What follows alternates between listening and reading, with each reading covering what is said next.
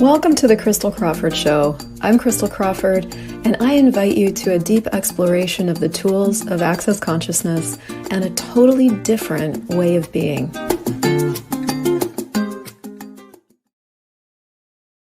Hello, hello, hello. Welcome to the show. What if I just sit here and sing to you? So first things first, let's talk about, can you teach yourself to grow money instead of problems? And before we dive into that, let's talk about these flat iron curls in my hair. So can I just share a little personal stuff that you don't need to know? Not super happy with this haircut. Don't know how to get it to do exactly what I want it to do. I can get it to look show ready, but if I walk outside, it is over. So still learning my hair. I have to tell you that after 48 years of being on this planet, to be learning your hair every time you get it cut it's not my ideal situation, but it has everything to do with, can you teach yourself to grow money instead of problems? So first things first, if I'm new to you guys, my name's Crystal and I'm an Access Consciousness certified facilitator. I'm an addict of these tools because they work. And if you are brand new to Access Consciousness, you're brand new to me.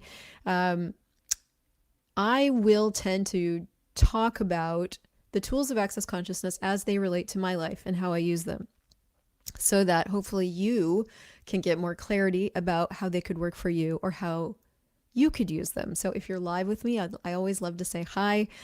Because I use StreamYard, if you could include your name, that's helpful, because sometimes StreamYard is stingy with that information. And if you're listening to this, hi to you as well. Can you teach yourself to grow money instead of problems? Now, I am going to outright tell you that I know this is a bold headline. The headline assumes that you know, and I know, that we do grow problems, that they aren't happening to us, that we are the source of everything, but perhaps you've never really been introduced to that conversation, or perhaps that conversation rubs you wrong. So let me soften that with a few stories of my own. Hi, Zahora. Hi, Dina. Hi, Facebook user. Thank you. Yes, the hair will look great for the show. I have a feeling this is a product situation and also a haircut situation. So listen, honestly, when things aren't really working for you, how many of you guys tend to make yourself really, really wrong? All right. It's so easy for me to make myself wrong over something like my hair. Okay, let's get silly for a second. When in reality, things can only work when you've got all the tools and all the things for them to work. And the same is true of your life, and the same is true of business. And so I really want to address this thing of creating problems, because you can create a problem around anything. You can create a problem around hair. You can create a problem around money. Most of us, how many of you guys have ever created problems around money? If you study the How to Become Money workbook, one of the primary freedoms that workbook contributes to us is that money's just a concept. It's the subject around which we create a reality of lack, and a reality of need, and a reality of survival. And most of us, including me, learned to create that reality around money from our parents, from our family, from society, right? So anything can be the subject around which you have a problem. Your relationship can be the subject around which you have a problem. Hair, body weight, money, your business. And I'm having this conversation on the week where the doors to my business program are now open, crystaljoycrawford.com/growth problems, because I am wondering what it would take for us to have growth problems instead of money problems, and really, really wanting us to start to get that where we put our attention grows. I called my mother this morning. For those of you guys that don't know a lot about my mother, she was my biggest inspiration growing up. She was my best friend until I hit 18 or 19 or 20, somewhere in there, and I really was choosing to move on with my life. And all hell broke loose. We fought all the time. But essentially, she didn't ever want me to leave her. And my mother's a long story. You can go back through the show archives to kind of get all the nitty gritty. But very, very long story short, she lives in the middle of suburban Colorado Springs in the United States, and essentially lives a hoarder's lifestyle. So if you see photos of her house, it is filled to the brim with all kinds of things, including all the rocks in her yard are in the house in little containers. There's a lot of OCD behaviors, a lot of anxiety, a lot of depression, all that stuff. She lives below the poverty line in suburban North America. On top of all that, she's just a very reactive person, and it's just not very functional as a person. So there you go. That's what I was. She's the one who raised me. She had me when she was 21. She did the very best she could with the tools she had available. I'm the oldest. There, we have our palette, okay? Now, this morning, of all mornings, I'm getting ready, doing all the things, taking care of my life, making, one of the things that makes me really, really happy in my life is making sure the house is sparkling so that when I walk out for my breaks from work, I'm walking out to a pristine, clean slate. Now, if I had doggies and kids, this wouldn't be my reality, but I don't, so it is.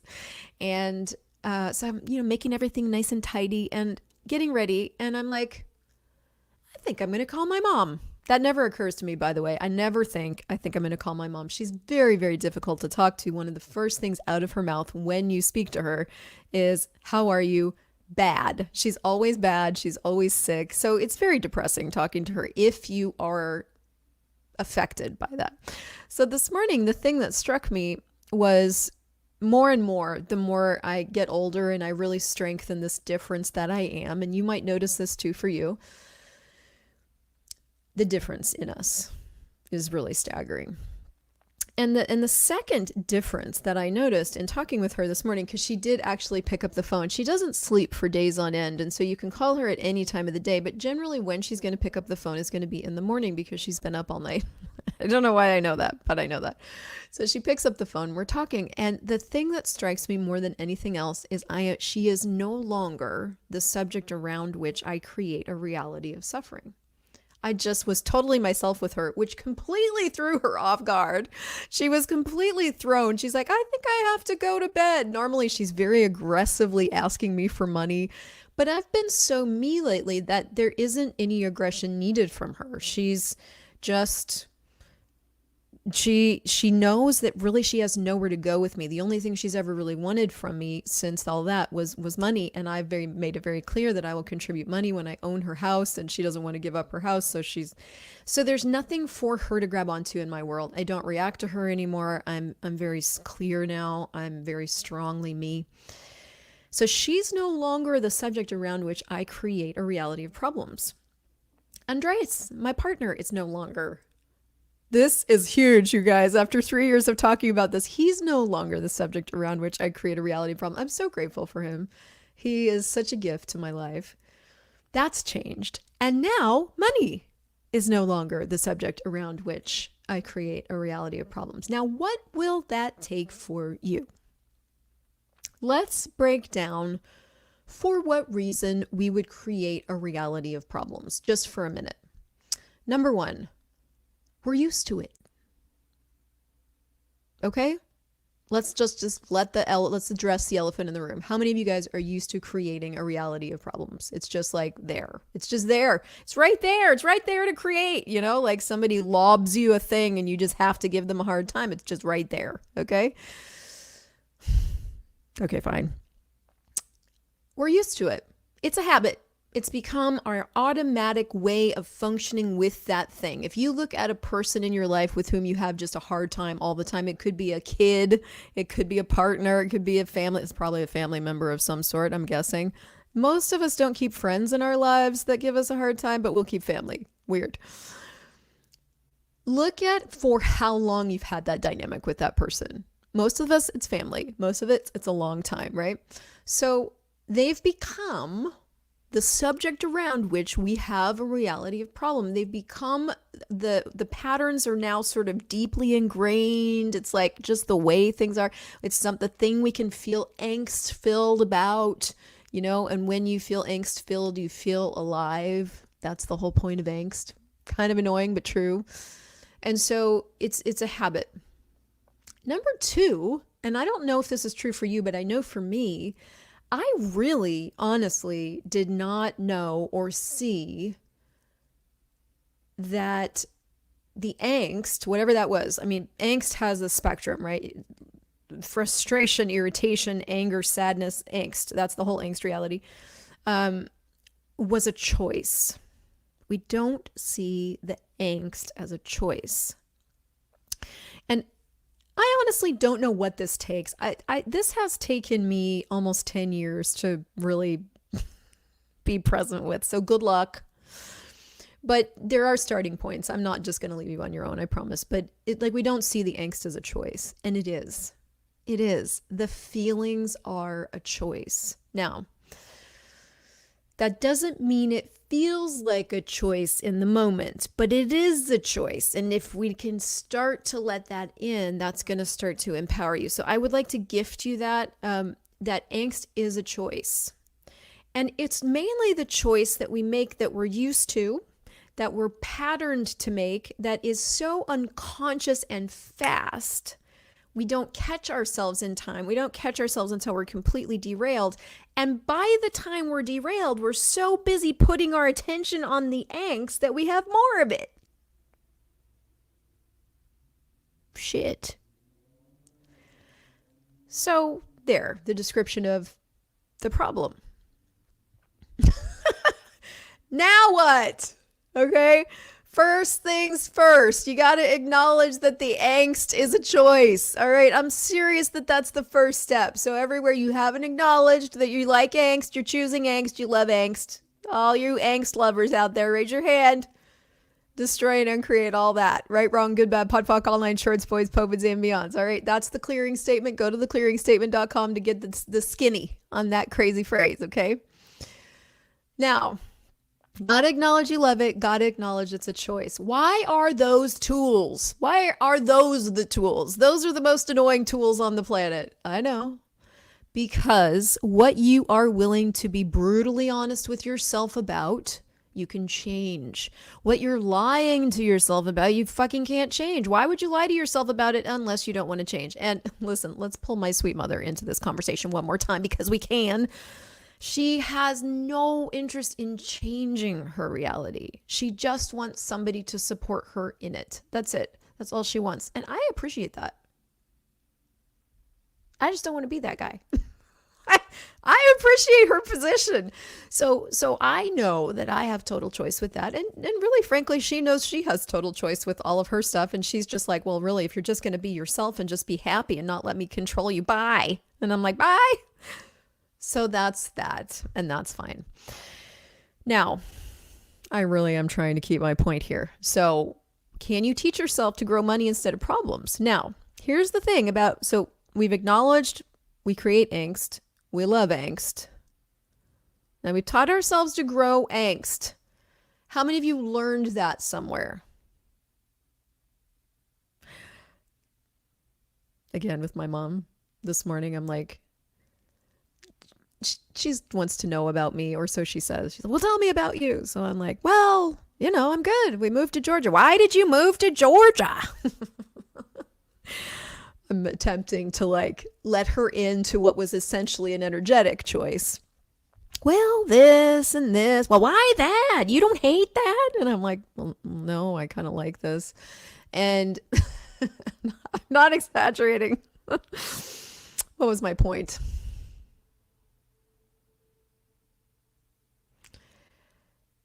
I don't remember my point now with all of that, but here's the thing. So I learned, I know what I said. So the learning angst, right?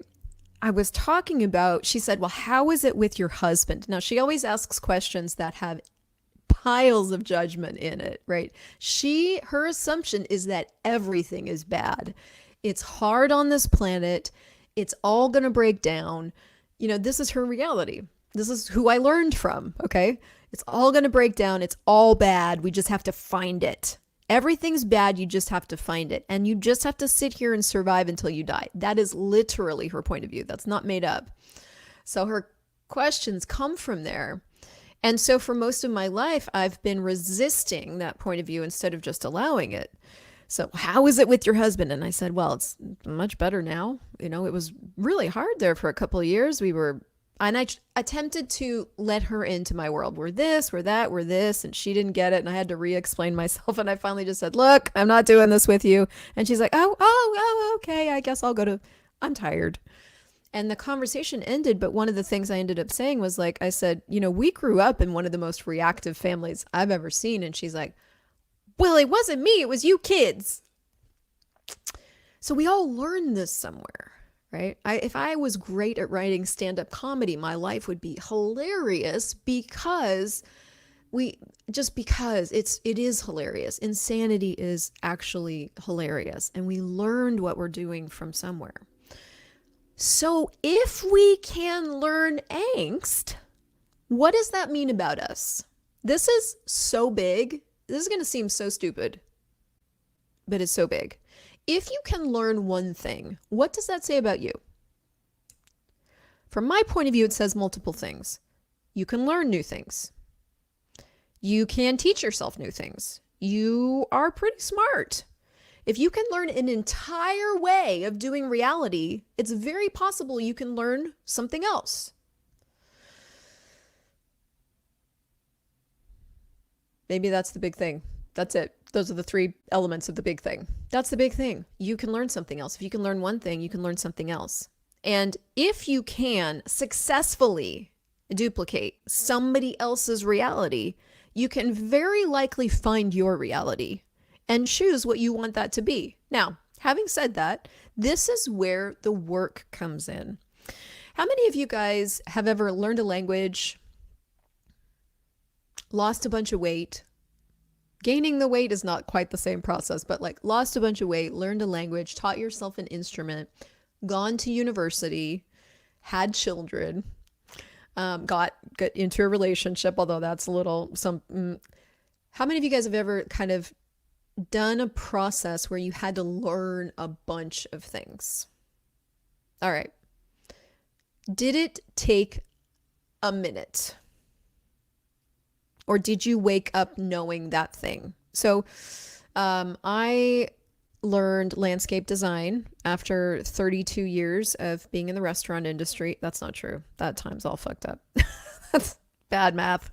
But I was in the restaurant industry for a long time, and then I went back to school for landscape design. That took me 6 months of teaching myself the head stuff, and another couple of years of teaching myself the business of landscape design. And then by the time I learned it, I was bored. And that, by the way, that's a typical humanoid thing. By the time you learn something new, you're bored. Did you guys know that? How many of you guys have been feeling tired, exhausted, like burnt out? Yeah, you're bored. You have to create your life, which is why we're having this conversation.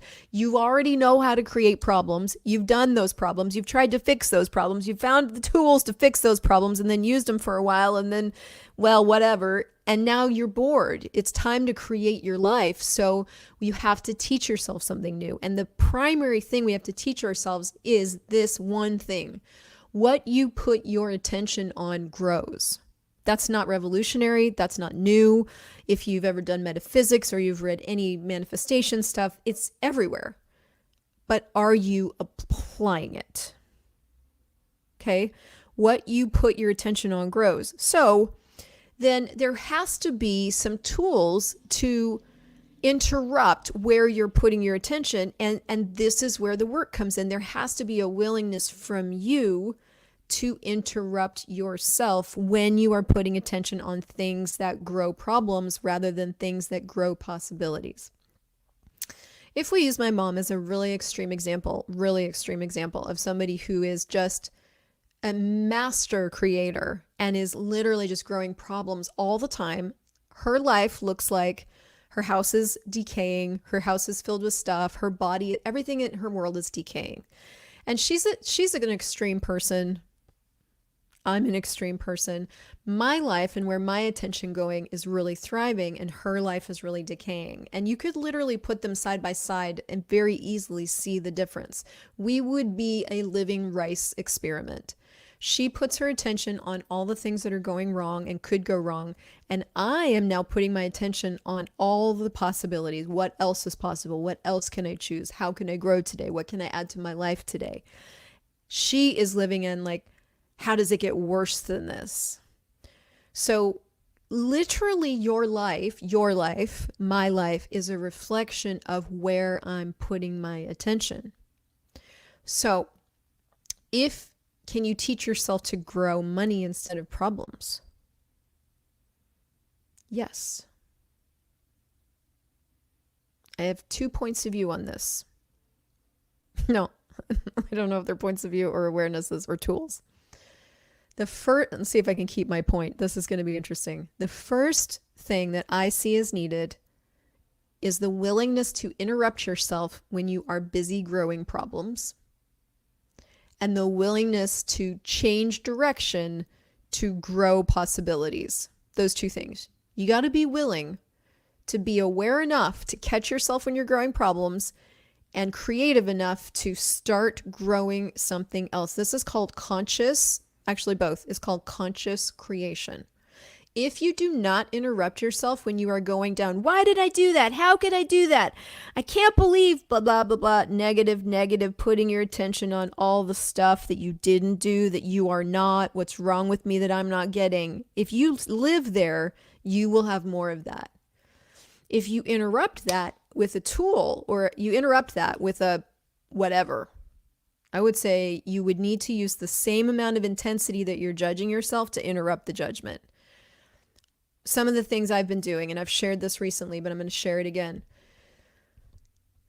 And this is getting easier. So really, this is like working out, where it's really, really hard in the beginning because you're so freaking aggressive with the angst that you've got to be equally aggressive with the tool. And then it just gets easier because you start becoming the tool. Like 3 weeks later into this new phase of doing this. I've done this before, but this is new again. It's easier. I'm already being it. And so be encouraged that it won't be hard work forever. But when you are intensely putting your energy on how wrong you are, you have to be willing to intensely interrupt yourself. And so that is anything. That's like, no, that can be verbal, that can be physical. For the most part, for me, it's got to be verbal and physical, and go, nope, we're not doing that. And then I out loud say, I am, and this is from the How to Become Money workbook, I am power, I am awareness, I am creativity, I am control, I am money. I do that 10 times, but I mean with gusto. Because one of the things the How to Become Money workbook talks about, and I'm going to be doing another class starting probably this coming Saturday. I'm going to just keep doing those classes because they're fucking great. In addition to this program here. One of the things that workbook talks about is that I am power. I am power. What is power? Power is energy, exuberant, flowing, great energy. I lost all my adjectives in this moment, but there's like 10 adjectives he uses. Power is energy. I am power. I am energy. So if I am energy, making myself wrong and looking for why I created a pile of shit, then that energy is going to grow, and I'm going to have more of that shit I say I don't want. If I interrupt my addiction to making the shit bigger, yes, it's an addiction, and start with as much gusto being, I am power in, no, I'm going this direction, I will have a different result. And in the beginning, it's going to take that amount of energy to interrupt myself because I'm being so aggressive in this other direction. But as I continue to practice redirecting, my whole being starts thrumming with a completely different energy, and it all becomes easier. Has anybody ever experienced this with yourself, where you've really, really changed an area of your life and you just daily or moment by moment in every day redirected? Anybody who's gotten over an addiction of any kind, alcohol, drugs, cigarette smoking, overeating, has done this. Anybody who has lost a bunch of weight, I guess that's the same example, has done this. Anybody that has taken themselves out of depression into possibility has done this. Anybody that's left a relationship and started their life again has done this. There's a lot of you that have done this in different ways. Now you've got to do it with your whole life and with money.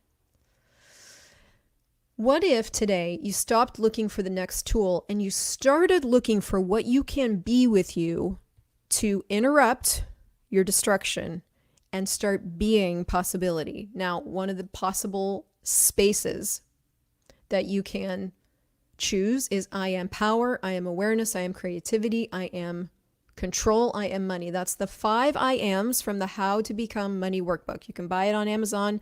You can look for my next class, go to my website, get yourself signed up on all the things. You can use all of life comes to me with ease, joy, and glory. All of life comes to me with ease, joy, and glory. All of life comes to me with ease, joy, and glory. All of life. That's the mantra. We have one mantra in Access. You can interrupt yourself with that. You can interrupt yourself with like, who does this belong to? Now you're probably going to have to be aggressive with you because you are an aggressive angst creator. Okay. So interrupt yourself. Who does this belong to? Who does this belong to? Is this actually mine?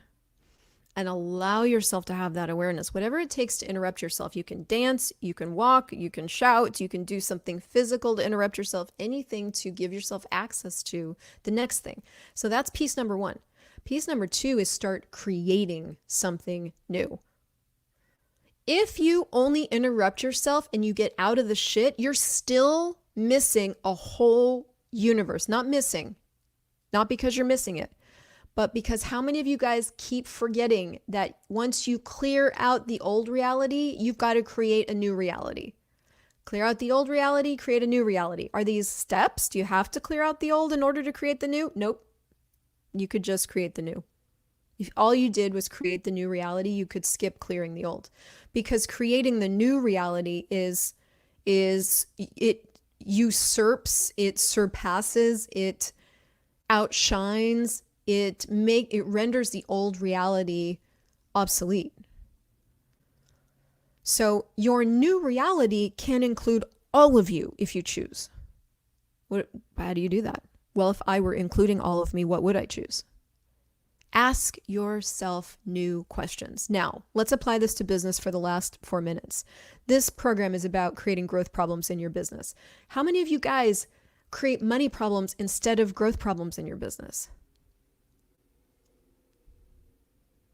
Now, we've got a couple of options here. We could go, well, why?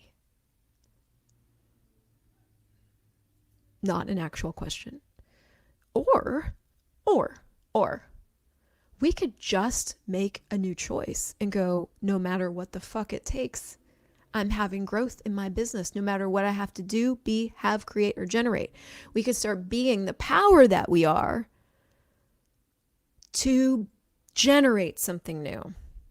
Because in truth, there is no how to grow anything. There's tips, there's strategies. If you look inside this program, I have included every single conversation I could possibly think of to support and encompass your growth. How to build an offer, selling strategies for people that hate to sell, in mastering the inner game of money. Oh, there's so much in there. There's a whole course on short form content, reel creation that you're not even going to get through all the content. Plus there's live calls. Plus, if you want, you can add. It's too much. It's too much. I've included every single possible thing that you could need inside of there to succeed. But guess where the success is going to come from? So if you're done creating angst to feel alive, and you would rather have the joy of living, including your business, including money, what would you need to choose? What would you need to have? What could you add to your life? Those are all great questions to start asking. Those are generative, creative questions that lead you to awareness.